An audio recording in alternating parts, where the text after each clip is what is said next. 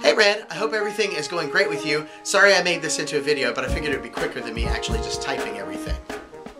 Now, a dynamic microphone like this SM58 is great for certain things. They can take really high volumes, they're very durable, and they don't require additional power to operate. Unfortunately, they're also not really sensitive enough to give a good voiceover recording.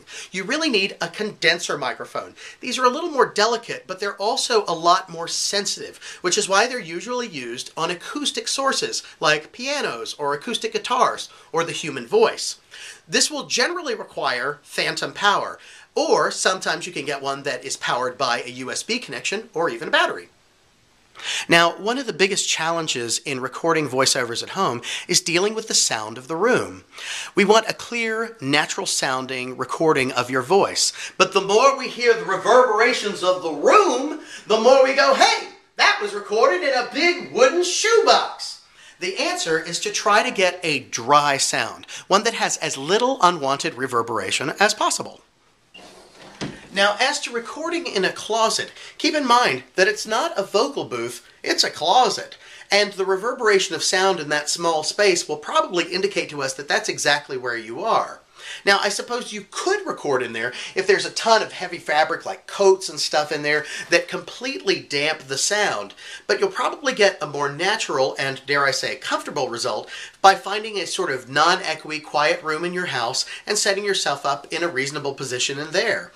And also make sure you put yourself a little ways away from your computer so that the operating noise of the computer doesn't get onto your recording. One of my favorite secret weapons for getting a good clear vocal sound at home, a big fat duvet. You can get them for cheap, you can wash them, you can get your favorite color, they're easy to store, and if you hang one up behind your head when you're recording, then you can really cut down on the unwanted room sounds that tend to bounce off of something behind your head and into your microphone. Sometimes I just sort of build myself a little fort out of heavy blankets and bedspreads and stuff like that behind me and around me to the sides. It really helps dry up the recording. Here are a few more simple things that can help you get a good sound at home.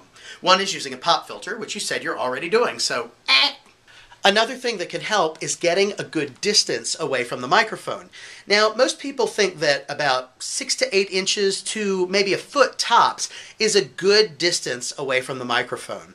Any closer than that, and we start to get a lot of what's called the proximity effect, where we hear a lot of bass in your voice, and where we hear a lot of mouth sounds and breathing and stuff like that. Any further than that, and we start to hear a lot of the echo of the room, which can make it sound like you're recording in a bedroom. Again, we're trying to get a dry vocal, an unaffected vocal that's just the sound of your voice with nothing else. Now, you can stand for a voiceover if you feel that that's more comfortable, but I think it's usually better to sit because it gives you a more consistent distance from the microphone. Otherwise, we tend to kind of move back and forth, and that can lend to getting sort of an inconsistent volume of sound.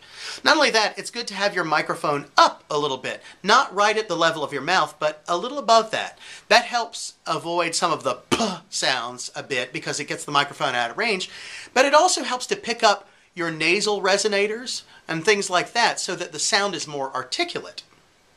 This next thing is just personal preference, but I find I do a much better job of recording voiceovers if I listen to myself on headphones as I do it.